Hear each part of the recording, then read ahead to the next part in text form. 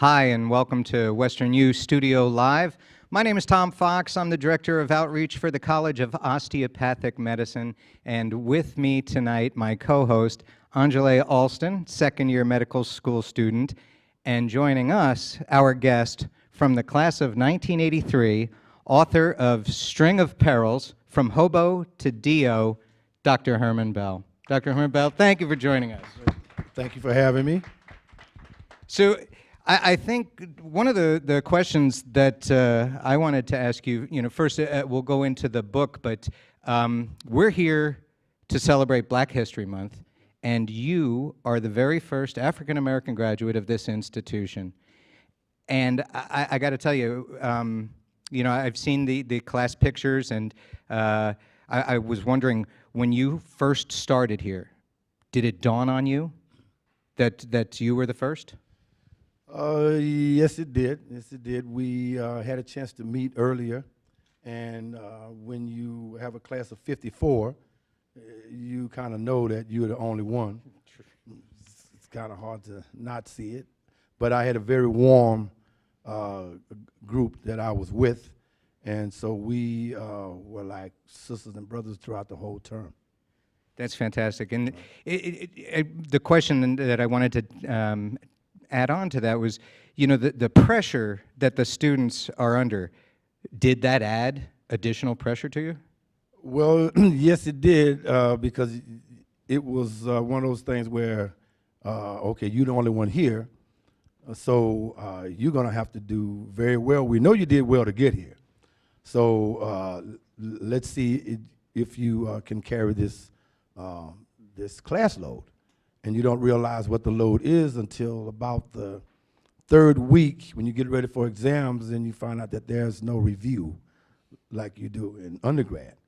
And so that was a rude awakening. I think my hair started to turn white in about the fourth week. You see, at least you have hair. See, you gotta know your audience. And what a perfect segue when it comes to the audience. We're broadcasting this live via the WesternU YouTube channel. At the bottom of that screen, you're going to see it scrolling. If anybody out there in the audience has questions for us, tweet them to us. The handle is @comp_Pomona. We have Ian over here manning the computer. When the question comes in, he'll read it to us. We'll read it to Dr. Bell, and of course anybody in the audience here. Same goes for you. And Angela, I know you had prepared some questions. Did you want to ask? Yeah. So I see that you are a family practice doc. So I was just wondering, at what point in your medical, school career did you decide that you wanted to go into family medicine? Well, I kind of had made up my mind that I wanted to be a family medicine before I started. And with me being health conscious throughout my undergraduate career, I kind of also knew I wanted to, whatever word we call it, go into alternative medicine, where it's kind of like you're practicing health and wellness and resort to giving medications. So I kind of knew that I wanted to be in family medicine when I started. Then as you go through every rotation, that physician you're working with wants you to do the same thing he's doing. So, but I knew I was going to be family medicine because I wanted to do things also in my community. Okay. And it's I think probably the perfect time to go back. What we like to do here on the Alumni Roundtable is talk about what life was like before medical school, during medical school, after medical school. And your book, you can't help but notice, From Hobo to Dio. Talk to us. What was going on? I was born and reared in Baton Rouge, Louisiana, and so my family had in their mind that I was going to be a minister. And so I was always pretty good in school, and I was a junior deacon early, and got baptized early, and was taken to Dillard Seminary College on visits. So I kind of had in my mind I was going to be a minister and go back to Baton Rouge and pastor Second Baptist.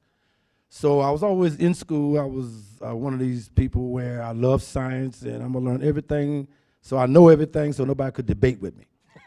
Okay, I know everything. And so with me having that attitude, I felt I was going to be a minister also. But things happen, and boys get crazy, and when you have older people around you, it's kind of like they can tell you that you can take wings and fly. And so I made some bad mistakes. And so in doing so, I found myself where I did not go to the first semester of the 10th grade. And this is why God gives children parents. Because when I awakened one morning in January, I realized I did not go to the first semester, and I was expecting to get good grades like I always, I was an honor roll student. And when I opened up my report card and it was all F's, I almost I just fainted. Oh. And I went like, oh God, what have I done? So I called my sister and she said, run, and Bertha gonna kill you. And so she said a few of her friends were gonna catch the train because she didn't have any money. She's in Los Angeles. And I didn't have any money, I was 16. And so like somebody that didn't have good sense, I caught a freight train with 3 of her friends. And that's how the subtitle became a hobo. Because, and then when I got to LA, they said, well, you could have caught the bus. I'm 16, I don't know nothing. So after getting to LA and as things would happen, I ended up downtown Los Angeles on Skid Row, eating out of Fred Jordan's Mission and everything else. And then you start to realize, boy, life is serious. Yeah. Life does not play. So that's how I became homeless downtown Los Angeles. And then so the book kind of carries it from there as you start to realize how life kind of unfolds to you, where I got a job, and I couldn't go to school because my sister was 3 years older than me, so she couldn't be my guardian. So I couldn't go to high school. So I had to start working and work with her husband, and they got into an argument and other stuff going on, and she kicked him out and me out too. I go like, why are you kicking me out? I ain't married to you. So yeah, I found myself not able to work because I was only 16. I'm supposed to be in school. Yeah. And so I go like, I'm not going back to Louisiana. So you find yourself downtown Los Angeles. So how did that path take you back into school? What did you just wake up one morning and say, what am I doing? Well, no, when you find yourself, let's say 16, 17, you're homeless, one thing I love about Los Angeles is that there's always programs to kind of steer you in whatever situation you're in. So during that time, the unemployment office had programs for students that dropped out of school to go to a forestry camp. And they said you can complete your high school education, which was not so. And I ended up in Yucaipa, California, right up the street. Sure. And they had a forestry camp where they trained you to be a forest fighter. And I go, okay, I'm going to be a forest fighter. I said, but I came here also to complete my high school education. No, that doesn't work that way. And so after a few other things happen, I go, okay, this is not going to work because I'm not fighting no fires. Right. Okay. And so I left, went back downtown where I started. And then things kind of, you have relatives come from out of town, and they go, what is this, you homeless? And so let's get you a job. So a cousin got me a job washing cars at Felix Chevrolet on Jefferson and Figueroa. And so when I got a job, and you start to work and save your money, and you get an apartment, and you meet a girl, and you get married, and then I found myself working at Douglas Aircraft. Wow. Yeah. They trained you in being a sheet metal mechanic. So I did that for 2.5 years, and I could never get to work on time. I got fired. And then this one company called Overseas Services was hiring sheet metal mechanics, engine repair guys to go to Vietnam to repair battle-damaged aircraft. So I wasn't working, and so I went over there, and I called myself dodging the draft. It only happened inadvertently because one guy I was with got drafted while we were over there. Okay, so I was able to go over there. I was over there about two years. And while there, a friend sent me a book. Then you realize how functional illiterate you are when you get the book and you can read some of the words, but you don't know what the other words are, so you get a dictionary, and then you start to kind of get yourself out of ignorance.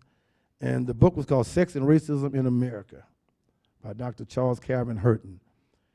And that book reached down into my soul and brought out all the ignorance out of me and made me realize that as a black man, I need to get my act together. And so I started to read other books over there, and Soul on Ice by Erich Cleaver, Malcolm X, a few others. And then I realized I need to do something with my life, and I came back and went to West LA College and started in college preparatory classes. And after about a year, I decided to go into pre-med, and the rest is history. That's amazing. And Anjali, I know you had other questions that you wanted to ask. Yeah. So, like, exactly at what point were you like sure that medicine was what you wanted to do? Because you had a lot of different jobs beforehand, so it sounds like you could have gone down a lot of different paths. Yeah, I think what happened with me being loving science, and I love people. I love service. I'm growing up in the church. All you do is service. And so I love helping people. And I mean, I get a big, my God, it's like a God reward. So that's why I knew I was going to go into family medicine, because I wanted to deal with everybody, not just, I was raised in a big family, so I love kids, and I love old people, and I love dealing with hard-headed kids, because I was hard-headed. And so I'm like, come here, boy, what you doing over here? Okay. Because they want direction. They want direction. They just want to know if you care about them. And so with me, I would say the strangest thing happened. I called West LA College, called the counselors, made an appointment to go and talk with the college counselor, and went there, and the guy put me in all the wrong classes. He put me in geometry. I'd been out of school 18,000 years, and this guy put me in geometry. And put me in a black history class that required turn papers. And so after the third week in a geometry class, after subsets and supersets, at the end I was upset. But by the time the end of the week was, my test when it came back, it was so red that the guy gave me a D plus because I put my name in the right part of the paper. And so I'm going like, oh my God, I've been here 3 weeks and I done flunked the first exam. I'm going like, my God, I must be really dumb, And so I went to his class, As I walked up to the door, he looked up, he was like, oh God. So I walked out, I said, look, man, look. I said, I'm married with kids, okay? I've been out of school 8 years. I went over and talked with the counselor, and he put me in the wrong classes. I said, I've been out of school 8 years, I'm a high school dropout. He said, what? He said, man, go over there and drop all the classes, go into admissions. And he said, did you take the college admission test? I said, no. He said, Lord. He said, go over there and sign up for the college where you take the test to see how bad you are. And so I went back over there, and I signed up for the college where you go in there and flunk all the questions, and they put you in back in high school. Yeah. And so when I got to admissions, I said, y'all have a job in here? They said, yeah, we pay you $120 a year. I go, okay, so $120 a month. I said, okay, look, I want to help students with admissions. I said, because I don't want what happened to me to happen, especially as the black kids, because us black folks, we need help. And so you go in there and you go to the wrong classes, you're discouraged, and you think, okay, that's it. I'm done, let me go get a job. So I started working admissions, and I'm helping students fill out their applications and so on. So then I became a peer counselor. And being a peer counselor, now you see where all the money is, and all the scholarships, and now I became president of the Black Student Union, became vice president of student body. Now the coaches got to come to me to ask for money, for their program. I'll go like, hey, hello. Wow, oh, you need me to okay this? Oh, okay, well, so I had a good time. I had a good time. And so in the politics was killing me because my chemistry was suffering and everything else. So I got a scholarship to Idaho State University. Oh, okay. Went up there and froze to death. It took me about 2 years to thaw out. 50 below zero. 50 below zero. Wow. Okay. I couldn't believe it could get that cold on Earth. Okay. So I came home every month. I got there August 18, I came home. September, October, November, I couldn't believe all the time I came home because it was cold. And so I stayed up there a year. I know I stayed up there a year because it was cold, man. It was snow on weekends and be cold through the week. And I'm going like, and what people don't realize, when you up there that cold, everything you touch, you get shocked. Man, I almost had a heart attack up there. Every time I touched, I just be going zzz, zzz. And so the good part was, I met this guy. He was working on his master's in chemistry. So what you learn as a pre-med is that you get tutors.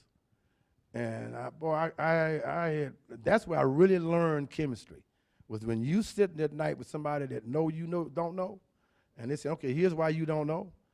And when I left from up there, I was a chemist. I was a chemist. That's why I got an A in organic chemistry. So I kicked butt. I got an A in in calculus. I can't even spell calculus. I couldn't either. But at the end of all that, you up there freezing to death, so wherever you are, that's where you are, because you're not leaving. Yeah. And so I got with some folks that knew what they were doing, and I really learned how to be a student. So then, let's, I guess, fast forward just a little bit. How do you go from the Arctic tundra down to beautiful palm tree-lined Southern California? The women in shorts, no tops, tank tops. I be up there, everything like you go like, my God. Family friendly, Dr. Bell. Family friendly. Family friendly. I mean, man, it's like you leave from up there. When I came through the airport, my partner looked at me and said, I had on the hood with the fur and the boots with the fur, and he looked at me like, man, where you been? My God, you go outside at Los Angeles airport, shorts, no shoes. I mean, so. When I came back, it took about a minute to acclimate back into 70-degree weather, but it didn't take long because I still was cold. Every time I thought about an ice box, I just would kind of go into a shiver. And so your path leads you to Pomona. You hear about this new school that only had one class before you, the College of Osteopathic Medicine of the Pacific, and Dr. Philip Pomerantz. And we have to mention him because I love everything around us with WesternU is all thanks to his vision. I love that man. He would stop. We'd be in the parking lot having seizures because we couldn't believe that we just went to class from 8 to 6, and it still wasn't through. And you stand out there talking and babbling, and he'd stop and go, Herman, how you doing? I said, man, I don't know. I really don't know. I don't have a clue. He said, well, look, man, I know you could do this, and blah, blah, blah. I heard some good things about you and stuff, so I know you're going to do this. I go, well, thanks for the vote of confidence, because I don't have any right now and stuff. Because when you're in class from 8 to 5 and every day is something new, you go like, oh, my God, where did I go wrong? I should have been studying other stuff before I got here. Yeah. And stuff. So in my class, it was 54, at least 30 of them had master's degrees. 5 of them were 3 or 4 PhDs, and then the other ones were doctors in pharmacy. So I'm sitting there with my little BA degree. I'm going like, man, Lord have mercy, why didn't they tell me? They did tell you, but you were so hard-headed, and so I started the no service. Because it's like, no, y'all ain't leaving me behind.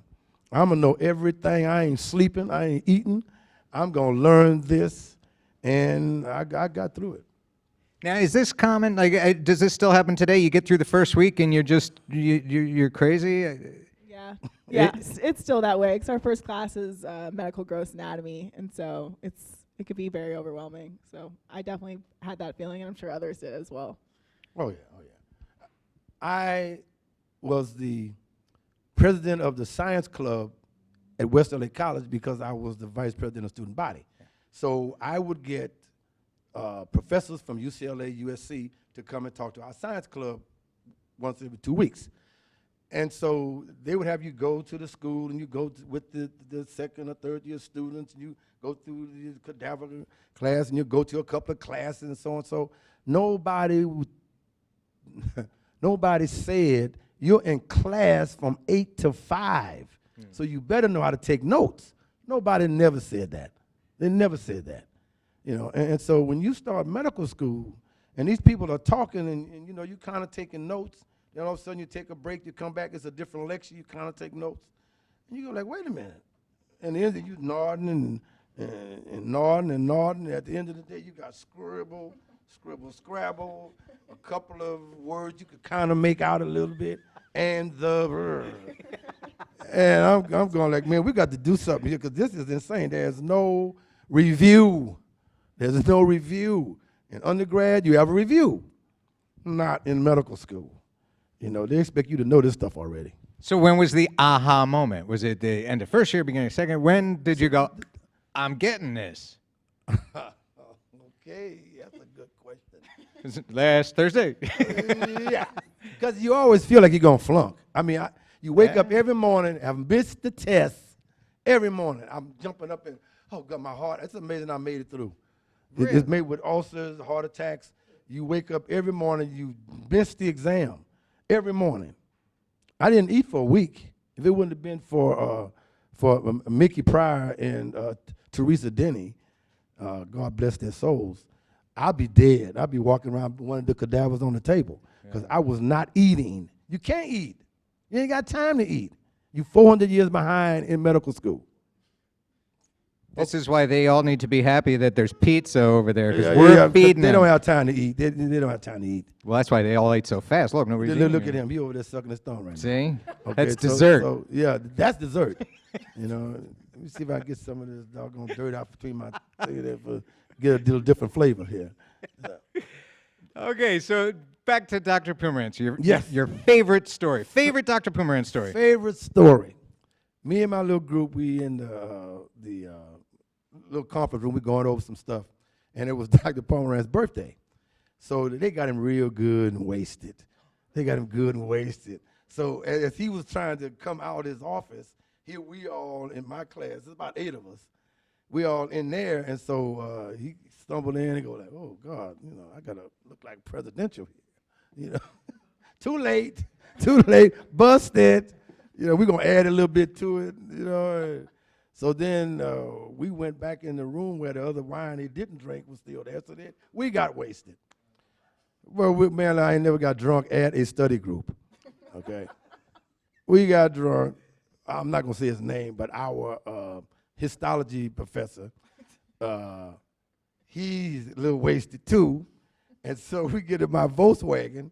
I'm gonna take him home down to Upland. So we drive in, the car is bumping.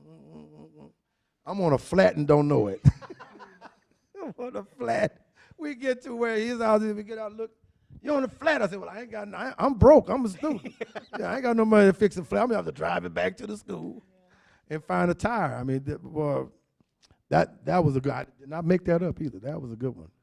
Everybody got drunk at the study group after Pomerantz came through and left the wine on the table, you know.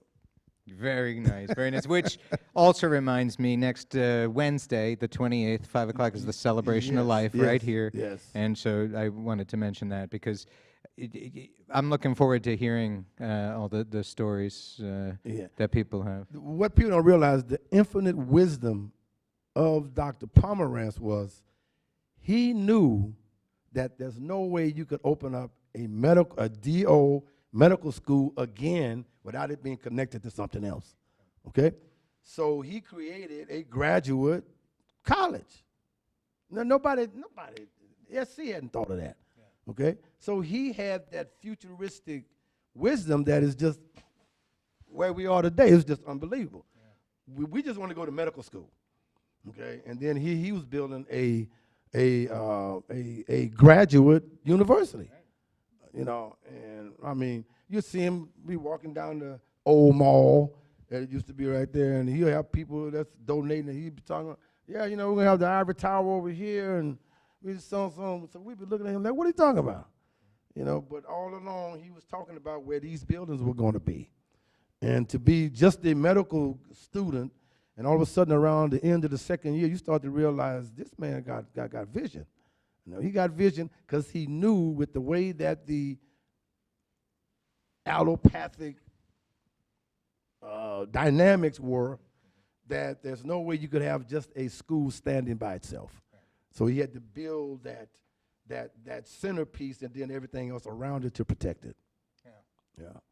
Unbelievable. Unbelievable. It's kind of a little bit off topic, but I am curious as to, what made you decide to write a book about your life and the importance of, documenting your memories like that.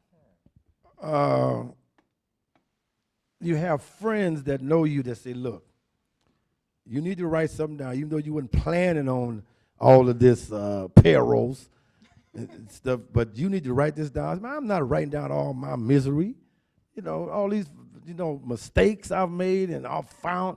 You make a mistake, then make another mistake on top of it. I'm not writing about that. And then after a while, a friend of mine, he said, Herman, he said, my daughter asked me every day, Daddy, tell me that story about Dr. Bill caught a train.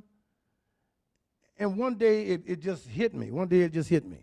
And I got to thinking about it. And so I said, okay. So after I call it kissing the frogs, after you talk with 15 people talking about how they want to do it, and so I said, no, I'm not. Then all of a sudden you get that person that just rings the bell. Yeah. And I had 2 people to really name it, because I was, you find a group to start to write it. And so the guy said, okay, you give it a name, but let us title it. I said, okay. I said, give me a little playroom there. So I said, okay. Went home, talked with people. I came back. I said, okay, I'm going to name it Left Home on a Freight Train, Came Back on an Airplane. And he said, String of Perils. I went, whoa. How do you not see that, right? Whoa. I said, whoa. And I was like, my God. And then I was taking Dr. Merv Dimley out to Ann McIndoe's house for him to put his book together. And so on my way out there, and the people always ask me certain things about the train ride. So he said, what's that story about you caught a freight train? I said, well, I told him what happened. And then at the end of the story, he said, from hobo to D.O. I went, whoa, man, they're writing the book for me. I know. And so when I got the answer, I said, guess what the subtitle is going to be? From hobo to D.O. She went, whoa, that's it. That's it. So when you have other people to help you, it's like sometimes we're too close to things to really kind of give it its due. But then other people on the outside, they kind of help you out. Well, it's the same thing you were saying with having a tutor. It's somebody who knows, can lend that expertise and help you. Oh, yeah. And that's the one thing I've noticed, with the students, because I'm not a physician. I did not attend medical school, but what I've noticed here is that the classes, the students really, bond together and they help each other out, and it's not. You have your competitive people who are the gunners, but for the most part, everybody is uniting because we're a family here, and that has not changed. From what it sounds like you were saying with your class. Man, my class was tight knit. Yeah. They were tight knit. We was all bleeding together after the second week. Okay, we was like blood was just running down the hallway, and we was like, man, we need some help because we had anatomy every night. Every morning we had anatomy lectures. Every night we had lab. And so we're going like, wait a minute, these people ain't playing. This is not undergrad. Yeah. Where you can take off a day or take off. No, you live in this. You live in it or dying. Yeah. One or the other. So aside from getting drunk with the president, driving recklessly with the flat tire, what did you guys do to de-stress? How did you just say time to take a break, breathe? You're going to love this one. This is about the 3rd week, and the first year class is over in that hall, over in that room. The first year, we're in this room. So I've always learned you always have competition between the freshmen and the sophomores. So my thing was, okay, I'm the only black student in the class, and everybody want to act like they know everything. So how could I bring these people all down to their knees? Because everybody in need, but they don't want to say nothing. So I said, look, man, we're going to get a basketball game. I said, so we're going to challenge the second year to a game. All right? So we went up to Mount Baldy and kicked their butt. I had a fall away that was just unbelievable. Unbelievable. I take them inside and fall back and they just tear them up. They go, wow, man. I said, yeah, I know I can shoot. Yeah, I know I can shoot. And we beat them. We beat them 3 games. Then they kind of got a little respect for us. Sure. You know, I said, you're going to respect us. And now give us your class notes. Yes. Yes. Give them up. And then when I started, I started the note service because it's like, look, we got anatomy every day. So one day I went and took the anatomy lecture and put it on 7 pages. So I came back the next day. I said, look, Patrick, here's how we want the anatomy notes to look. Yes, I said, you take the second lecture, because I taped each one of them. I said, you take the second lecture and make it look just like this. Make it people-friendly and make it where you can just pick the stuff off for the exam. By the end of the week, we had 5 lectures that was worth gold. Gold. So I went and I said, Terry, you do the pathology, I'll give you my anatomy notes. Oh, will you? Will you? I said, yeah. I said, and I forgot, Linda. I said, Linda, you do the physiology notes and I'll give you my anatomy notes. Really? Really? I said, yeah. So by the end of the week, we had a note session. We had a note class. Now everybody's getting closer together. And so now we're using the notes as bargaining tools. Yeah. The beginning of the second year is all clinic. Linda Burleson is unbelievable. This young lady, she would look up, listen to, and she would write down, she would have each lecture 4 pages. 4 pages. I go like, whoa, man, look at this. So I took her notes, went and made a copy, came back, and said back, well, they're making fun of me because I'm running out the class to go copy the notes. So I came back and I got the second, third set of notes. Somebody lost one of her pages. She went ballistic. Okay, so I went and made another copy, came back, hey, girl, you go. Oh, Herman.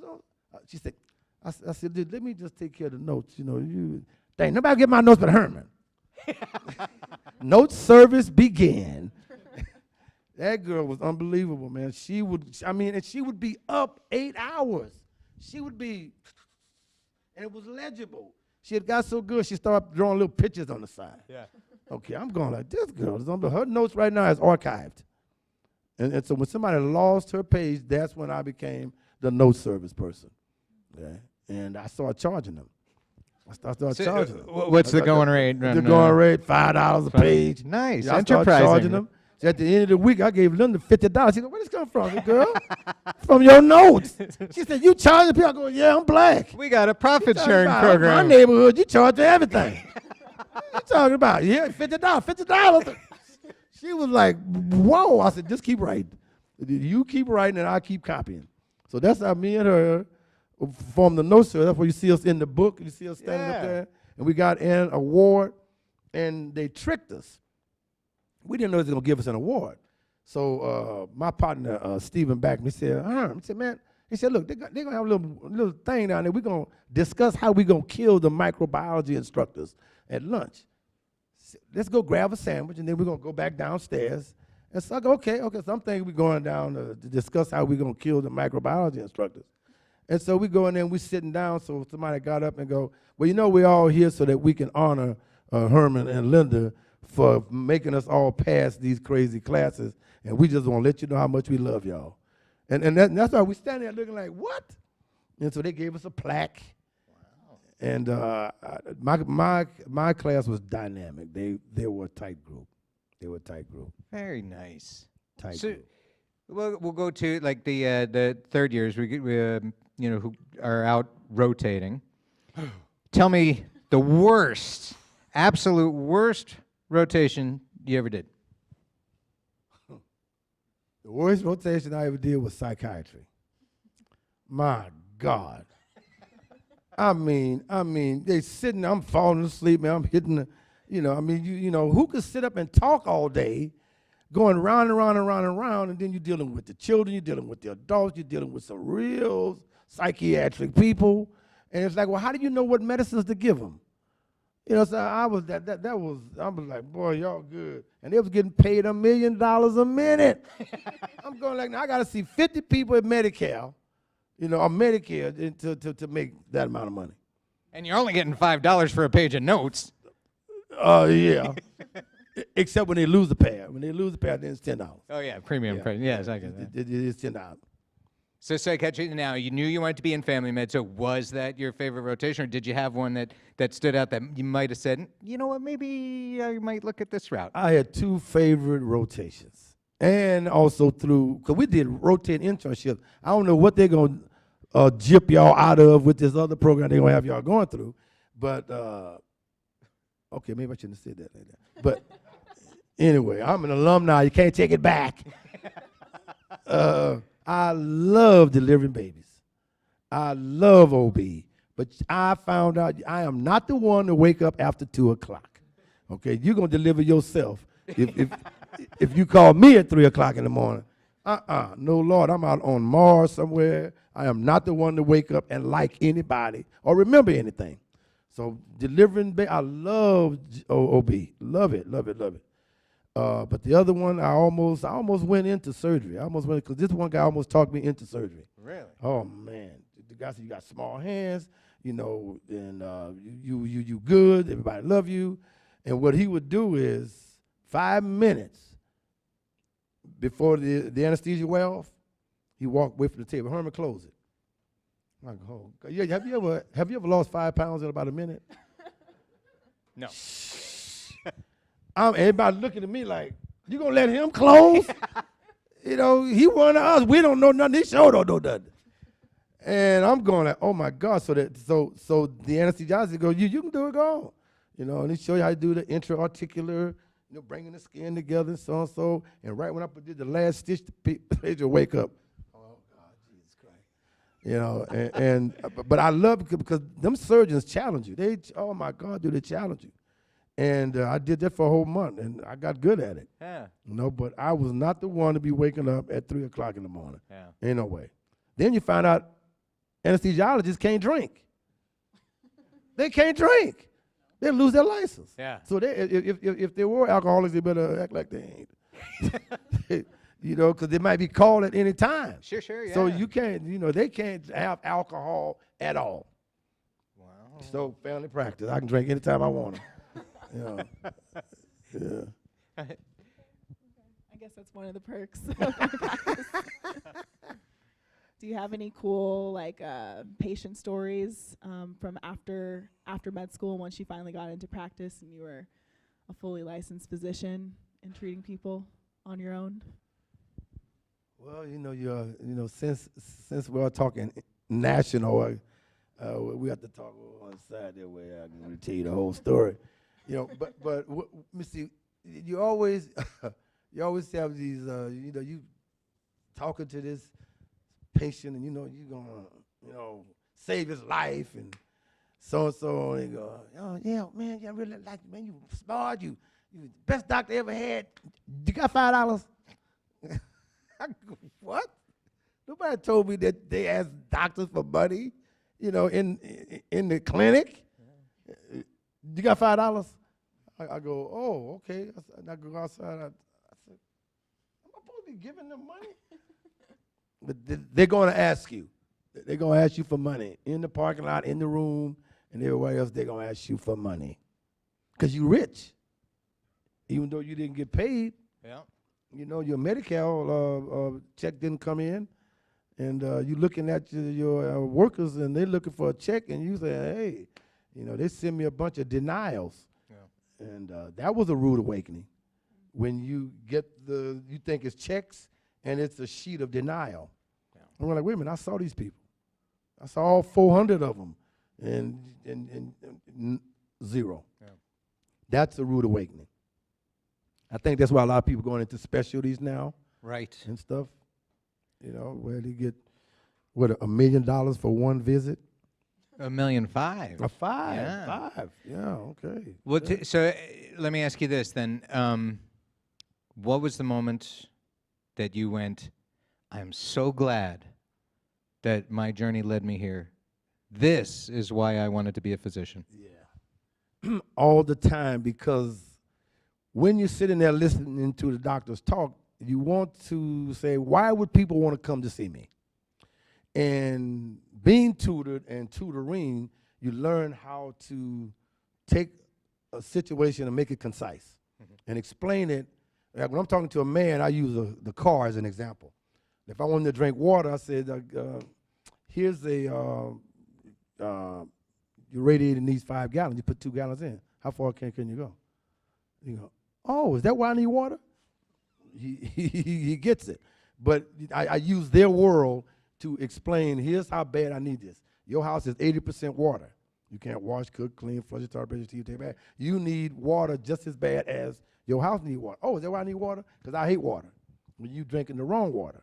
You know, you drinking acidic water when you should be drinking alkaline water and stuff. So you have to use something they can put their hands on, and you have to draw pictures for them. So tutoring help you to give them examples. Like when somebody hurt themselves, you say, okay, look, you cannot go to work with a leg. Why my leg still hurting? Because you're still using it. Yeah. Okay. Can you change a tire with the car rolling? Then they look at you like they always want to prove you wrong. They just can't let you be right. You know, this is my body, or this is my book. Okay. And we already learned it. You like being right. Gotta be right. Gotta be right. Gotta be right. And so when you're dealing with, because my thing, I always say, look, the way God made the body. Yeah. Then they go, oh, I can't argue with that. Yeah, so, and the way God made the body is that he made this alarm system to make you hurt, because you're taking his castle and messing it real up. You really screwing it up real bad, right? So he wants you to be still. So he makes you hurt and make you lay down because you messing up his castle. You know, when the medicine don't work, I said, can you paint a chair and sit in it? No. Then you got to take the medicine and sit down. Right. You know, let the medicine work. When the medicine don't work, how you know it don't work? You didn't give it a chance to work.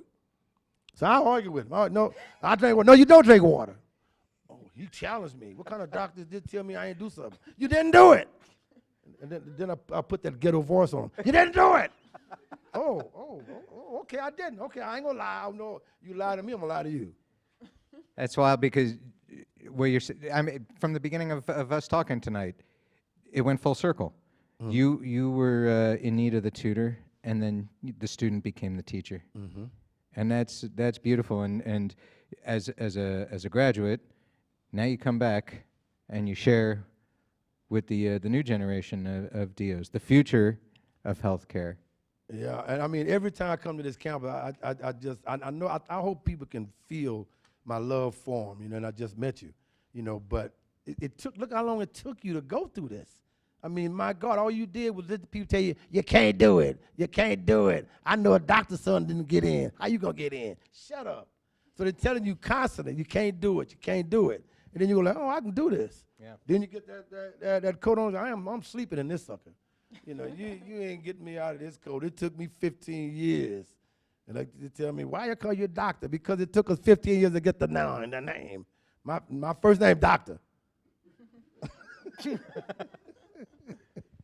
So you make them, well, why we gotta call you doctor? I said, you ever heard of an oath? Yeah, a brand oath flake. No, oath, not oaths. You know, you take an oath, and God is sanctioning your going through all this for people that don't know that they, in spite of them, you doing this for them. Right. You take an oath. That's why they don't call the plumber Plumber John. You know, he didn't take an oath. And then if I'm gonna call you doctor. You ain't gonna call me a doctor. I'm gonna call you a patient. That's right. You know, you better act like you got some sense. Yeah. Or I'll do you something. I'll hurt you and heal you. So you have a choice. But you gotta challenge them. You gotta challenge them. I said, look, I was born at night, not last night. Who gonna believe what you just said? Right. So speaking of teachers and having people to tell you no, that you couldn't, or tell you that you couldn't do this, and especially since it's Black History Month, did you have any African American physicians that sort of mentored you either while you were in med school or once you got out that were kind of a source of inspiration? Yeah. Dr. John Covington, boy, Dr. John Covington. He was from Philadelphia. And, and then I would have some real, cool white doctors. I'd come and say, come. He said, man, how they treating you? I go, bad. He said, I knew it. I knew they did. He said, I was with a brother in my class, so I know what you're going through, man. You're going to get through this. Don't worry about it. I go, thank you. Yeah. So you always have people to pull you to the side and say, you're going to get through this. Yeah. I feel you. I feel you're going to get through this. You get something about you. I don't know what it is. I said, well, I'm hungry right now. So when you're hungry, you got all kind of vibes and stuff. You're just picking up all kind of vibes and stuff. It's hunger. It's hunger. And so people feel you. They get a feel for you, and you can just be yourself. You be yourself. Right. And everything's going to work out for you. Because right when you think you're going to die, God comes right man and just sweep you right up. Isn't that the truth? Take you where you're going. Yeah. So, but you got to get that. You got to get to that where I'm going to fail, and right then you're already prepared. Yeah. You're already prepared. But I'm saying this real quick. We got Dr. Covington real good. We got it real good.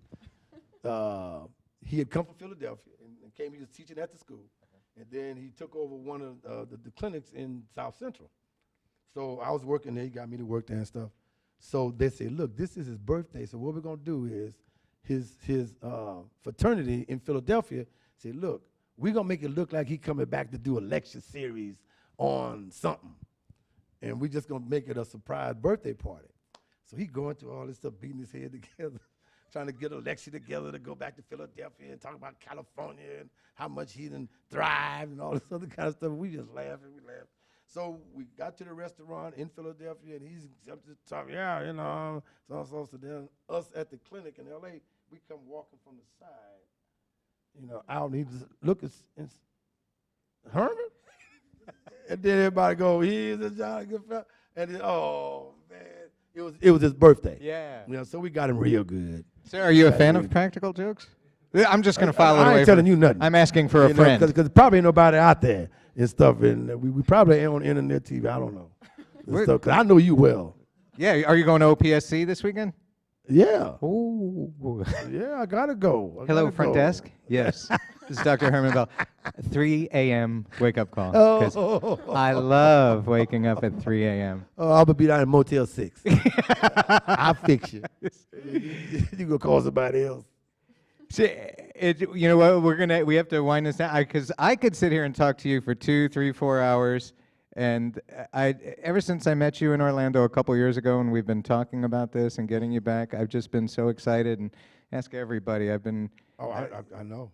And yeah, our phone calls with you. I love the excitement in your voice about coming home. I can't believe I love this school. I love every student that comes here because this school made my dream come true.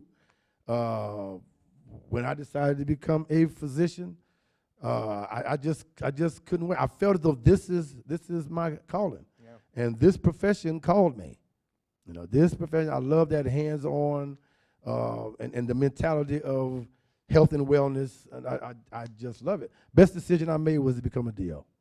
I love it. Best decision I ever made. And I'm going to open it up. If anybody has questions, you can raise your hand, shout them out. We'll repeat them because we have the microphones. Yes, we do. And if not, we'd just close it up and oh, go ahead, Edward. What's your biggest concern right now, like with your patient load? What's your biggest concern in terms of health for your patients? What's the one thing you always try to take care of when they come? So the question is, with regard to your patients, what is your biggest concern? What do you want to address and take care of with them? One of the things is to make them realize that medicine is not their safety blanket. They think, oh, okay, I can bring my body here, sick as it is, you're going to give me medicine, and I can go back out and make it more sicker. Right. Okay. And so they look at medicine as a safety blanket and stuff. So what I do is I take 5 minutes and drill them in hydration elimination. If you're intaking water and having good bowel movements, your body gonna kind of take care of itself. But if you're not doing those particular things, then God ain't gonna bless you. Now, I'm gonna try to get you to heaven all in one piece, but I don't think you're gonna be in one piece if you diabetic and you eating Snickers every day and my neighbor said, but then go let your neighbor treat you. Okay, the internet said, but then go to the internet. Oh, yeah. Do you get a lot of that now? The WebMD? Jesus. The internet. Well, go to the internet. You didn't have that in the 80s. Okay. We didn't have that in the 80s. Then they look at you like, did you just say go to the internet? Yes, I did. Go there. Google it. Shit, and see what they say. See, Dr. Google. Yeah. You're going to come here and tell me what the internet said. But I'm telling you what I said. They look at me like, wow, did you really say that? You supposed to take what I say and don't question it. No, you're going to get questioned here. Right. Yeah. But that's a great question. And now, with these electronic medical records, see, my thing earlier, how do I set myself aside from other physicians where that patient said, I want to go see Dr. Bell only? Because when you explain stuff to them in plain English without using these big old words and stuff, because I used to be in the room with the doctor, and he went, yeah, well, there's a vibus arbiter and a hip to dip and soup to doop to that, and the patient would go, and he'd leave, and I go like, you understand? Say, didn't understand a word. I go, well, why didn't you say something? Dear doctor, I don't want to look more stupid than I already is. Yeah. So I learned then, how do you make people come to you? Is that you explain stuff to them where they understand it. You answer their question and not your question. Right. You answer their question. So I figured if I did it that way, and when I see a patient, and there's always professional jealousy. When I see somebody patient, they don't go back and see their patient anymore. I'm gonna see Dr. Bell only. Then they're like, well, what did he do? I didn't do. Yeah. You explain to them what they need to hear. You answer their question, not yours. So. The thing with the electronic medical records, now the only good thing about it is that certain parts of it is good. Now you have to sit there and write 15 medicines. You can't spell none of them. So you're sitting there writing all this stuff, and now with the electronic records, you click, bam, it's gone. Yeah. That's the only good thing about electronic medical records, because that's going to become your other girlfriend. And now, we used to be able to see the patient, write a few things, and push the chart to the side. Can't do that no more. Right. Now you got to finish the chart. All 5 referrals, all the medicine, and all the other stuff you got to do on this. About time you see the patient for 10, 15 minutes. The electronic medical record take 15 minutes. Right. Then they want you to still see 5 people an hour. I go, man, y'all better get out of my face. I'm going to go do same day. I'm doing urgent care. You treat them and street them. I'm do urgent care. I ain't gonna be sitting there talking, with this medicine, I'll take them off. If they're on 15 minutes, I'll take them off 10. Yeah. Then they come back and go, you're gonna kill me. I've been taking this stuff all my life. I need my medicine. What is this for? I don't know, but I need it. I go, okay, we're here. Take it. Go see somebody else. I ain't seeing you no more. You get a brain tumor. So then, now, at the end of the day, what do you do to de-stress? God always send you a good woman. A good woman. We'll give a shout out? Look right in the camera? Right. Karen is a good woman, and she takes care of me. She takes care of me real, real good. Yeah, the thing about our American women, they feel as though they have to argue and debate about everything. If they realize if you treat them like a queen, then they should treat you like a king. But they don't do that. I said, the sky is blue. No, it ain't. No, it ain't. It ain't. I'm a strong woman. I'm a strong woman. But you can be reasonable. Jesus. So you American women, lighten up. These foreign women going to take all y'all men. Y'all be going like, but I thought they'd be gone. So next year I'm going to say Alumni Roundtable talk show / stand-up comedy routine. Because I know this is like the fastest hour that I've ever had doing this, and I guess we do have to bring it down. So we'll say goodbye to Karen. Thank you.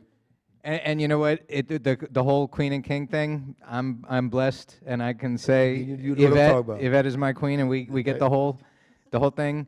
And Angela, if you want to give a shout out, you can do that too. I'm not going to embarrass him. She's going to pass.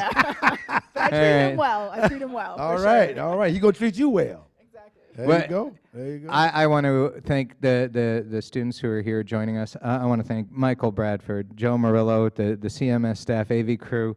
These guys are amazing. They come in and set up all of the fancy hardware. Appreciate it. We do. We really appreciate you.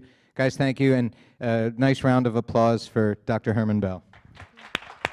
Thank you. Thank you.